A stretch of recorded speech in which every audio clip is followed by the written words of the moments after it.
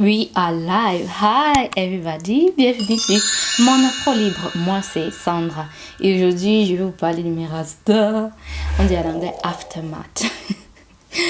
Il y a des dommages. Déjà, ça va faire un mois, quelques jours que j'ai cette tresse. Normalement je devais les défaire depuis, mais j'ai dit ça, que je vais passer tout le mois de janvier avec. Aujourd'hui nous sommes le 30, donc je vais défaire ça. Bon, aujourd'hui, je vais couper aujourd'hui, je vais commencer à défaire. Peut-être ça va faire 3 mois pour défaire. Parce que mes cheveux sont longs. Hein. Quand c'est un petit stressé, ça l'a dit, quand tu vas défaire ça. Bref, un peu le résumé, ça s'est super bien passé. Raison pour laquelle j'ai tout ça sur la tête. Mais je vais ici vous parler des choses qui se sont très mal passées. Si vous regardez ici, quelque part, vous allez voir un trou. Est-ce que vous voyez un trou quelque part dans mes cheveux? Voilà, il y a une tresse là. Ce qui s'est passé. J'ai fait un faux geste et j'ai tiré dessus. J'ai senti tirx dans... Vous voyez quand le cheveu s'arrache. J'ai entendu le bruit des cheveux qui s'arrachent. Je vais vous montrer ça à l'écran ici.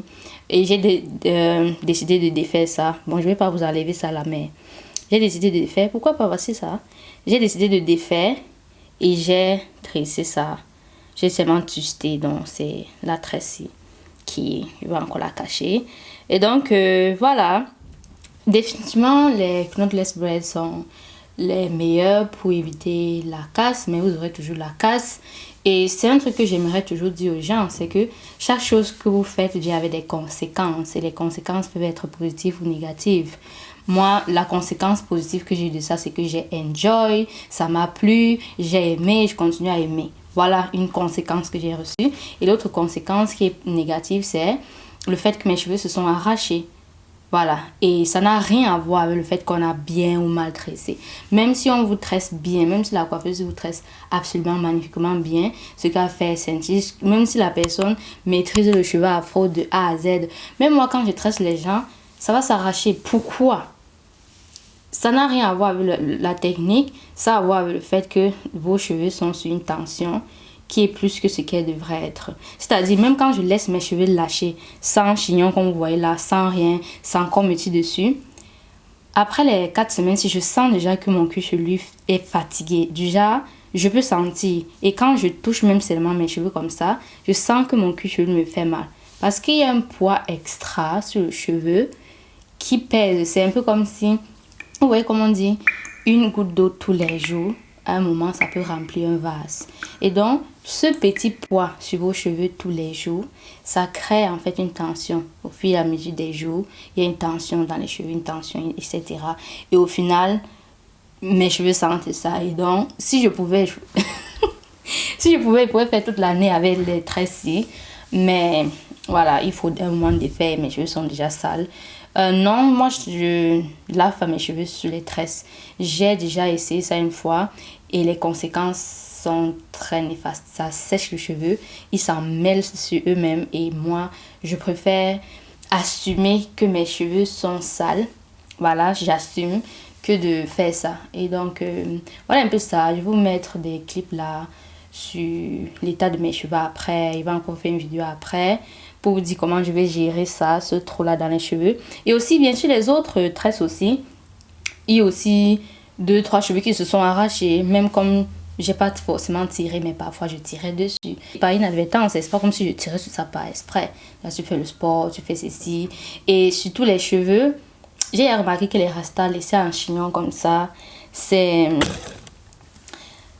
plus risqué, ça vous tire plus les cheveux à l'avant que autre chose. C'est pour ça qu'au début, je n'ai rien fait sur ça, je n'ai pas fait de coiffure, rien. Le seul truc que je pouvais faire, c'est le chignon haut là. Et c'est tout. Surtout pour me laver, je mets mes cheveux en lait comme ça et je les enroule en haut. Et c'est bon. Sinon, à 99% du temps, je les laisse tout simplement lâcher. Et c'est le fait parfois de tirer dessus. Parfois, tu dors dessus en te réveillant. Tes fesses sont assises sur une partie, ça tire dessus. Et voilà donc les conséquences. Je vous dis tout simplement ce qui est là. Et après ça, je ne vais pas en vouloir à mes cheveux. Ok? Je ne vais pas en vouloir au fait que j'ai un trou ici à la tête.